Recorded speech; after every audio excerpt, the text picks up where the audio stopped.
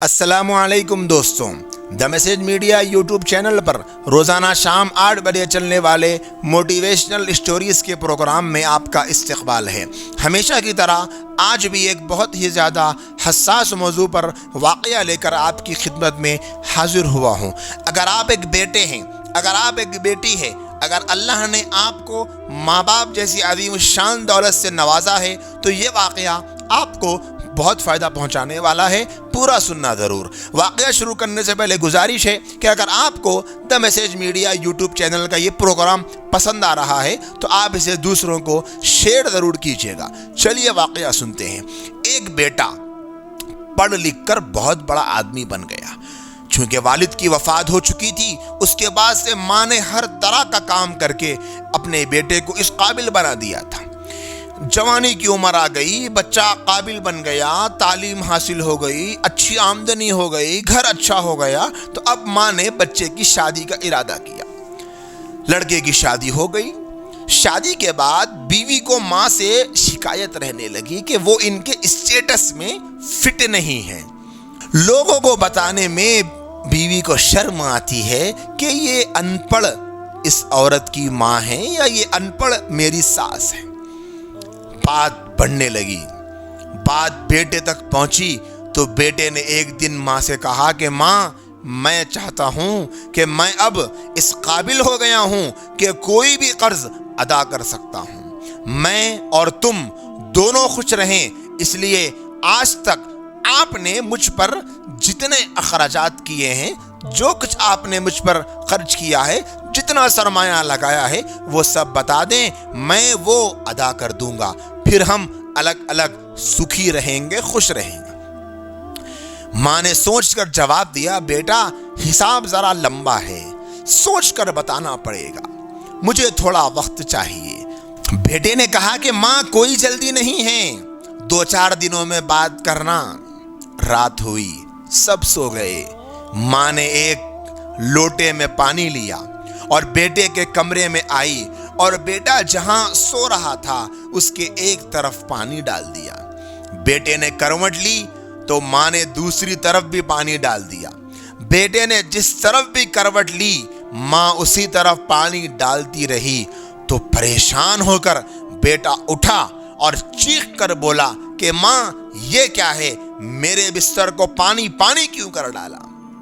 ماں بولی، بیٹا تو نے مجھ سے پوری زندگی کا حساب بتانے کو کہا تھا، میں ابھی یہ حساب لگا رہی تھی کہ میں نے کتنی راتیں تیرے بچپن میں تیرے بستر گیلا کر دینے سے جاگتے ہوئے کاٹی ہے، یہ تو پہلی رات ہے اور تو ابھی سے گھبرا گیا۔ میں نے تو ابھی حساب شروع بھی نہیں کیا ہے جسے تو ادا کر پائے۔ ماں کی اس بات نے بیٹے کے دل کو جھنجھوڑ کر رکھ دیا۔ پھر وہ رات اس نے سوچنے میں ہی گزار دی۔ شاید اسے یہ احساس ہو گیا تھا کہ ماں کا قرض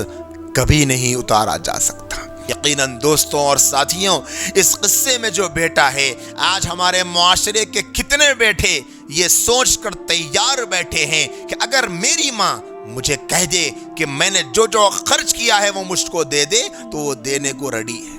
تیار بیٹھے، اگر پوچھیں گے تو دے دوں گا۔ یہ ماں کی مصیبت مجھ سے دور ہو جائے، ماں کا پیچھا مجھ سے چھوٹ جائے۔ اب ماں بوجھ لگنے لگی ہے، اب ماں مصیبت لگنے لگی ہے، اب ماں کی باتیں اچھی نہیں لگتی، اب ماں کا بول پسند نہیں آتا، اب ماں کی زبان سے نکلنے والے جملوں سے کانٹے لگنے لگتے ہیں، اب ماں کا چہرہ اچھا نہیں لگتا، ماں کا وجود تکلیف دہ محسوس ہونے لگتا ہے، ماں کی دوائیں لانے میں زیادہ خرچ لگنے لگتا ہے، ماں کی گولیوں پر پیسہ بہت خرچ ہونے لگتا ہے، اور ماں کے خیال کرنے میں جوانی کا ضائع ہونے کا خیال آ جاتا ہے، اور ماں کی خدمت کرنے پر زندگی کو تباہ کر رہا ہوں، ایسے خیالات آنے لگ جاتے ہیں۔ کیسے کیسے خیالات آج کے نوجوان بیٹوں کے ذہن و دماغ میں آتے رہتے ہیں۔ اگر کبھی یہ خیال کسی کو آتا ہو یا آپ ایسے کسی شخص کو جانتے ہو کہ جس کے دل میں یہ خیال آتا ہے کہ میری ماں میرے لیے بوجھ ہے، میری ماں میرے لیے مصیبت ہے، میری ماں کے مزے کا سالن، میری ماں کے مزے کا پکوان، میری ماں کے زبان کا ذائقہ، میری ماں کی خوشی، میری ماں کے غم کا خیال کرنا میرے لیے بڑا مشکل ہوتا جا رہا ہے، میں اپنی ماں کو ہینڈل نہیں کر سکتا، 4 5 بھائی ہو کر ایک بوڑھی ماں کا خیال کرنے کو تیار نہیں، اولڈ ایج ہوم میں ڈال دینے کو تیار ہے، اس ماں کو مصیبت سمجھنے کو تیار ہے، پریشانی سمجھنے کو تیار ہے، تو ایسے ہر بیٹے اور بیٹی کے لیے یہ ویڈیو اور یہ واقعہ بہت زیادہ سبق آموز ہونے والا ہے۔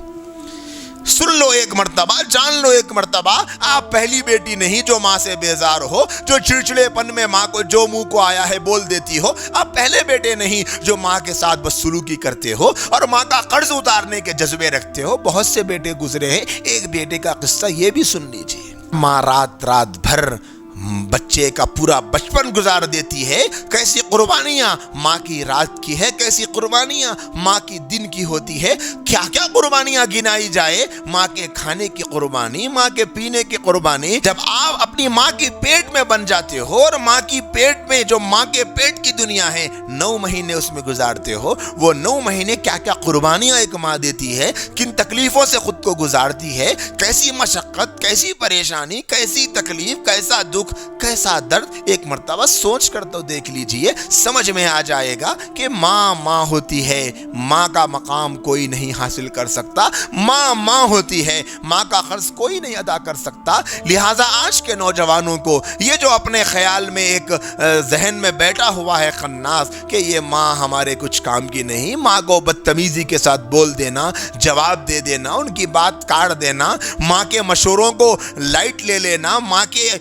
سمجھانے والی باتوں کو نظر انداز کر دینا اور یہ کہنا کہ آپ کو کچھ نہیں معلوم امی، آپ کچھ نہیں جانتے امی، آپ کو کسی چیز کی خبر نہیں امی، خود کو ماں سے زیادہ ٹیلنٹڈ سمجھنا، ہوشیار سمجھنا، سمجھدار سمجھنا، عقل مند سمجھنا، جینیس سمجھنا، یہ بہت بڑی ہلاکت کی علامت ہے۔ یقیناً ایسے بچے دنیا میں ہی ناکام ہو جاتے ہیں، آخرت کی کامیابی کا تو خیال بھی نکال دیجئے۔ میرے دوستوں اور ساتھیوں، اس واقعے نے ہمیں اپنی ماں کی قربانیاں یاد دلا دی ہے۔ اللہ نے اگر آپ کو ماں دی ہے، اگر آپ کی ماں زندہ ہے، اگر آپ اس ماں کی زندگی کے لیے 2 رکعت اللہ سے صلاۃ الحاجت پڑھ کر مانگیے کہ اے میرے مولا، میرے سر پر میری ماں کے سائے کو لمبے کر دینا، میری ماں کی حیات کو لمبی کر دینا، میری ماں کی شفقت کا سایہ لمبا کر دینا، جتنا ہو سکتے ہیں میری ماں کی عمر کو لمبی سے لمبی کر دینا، میری ماں کی صحت کو اچھی سے اچھی کر دینا، میں جب تک زندہ رہوں، میری ماں جب تک زندہ رہے، اے میرے مولا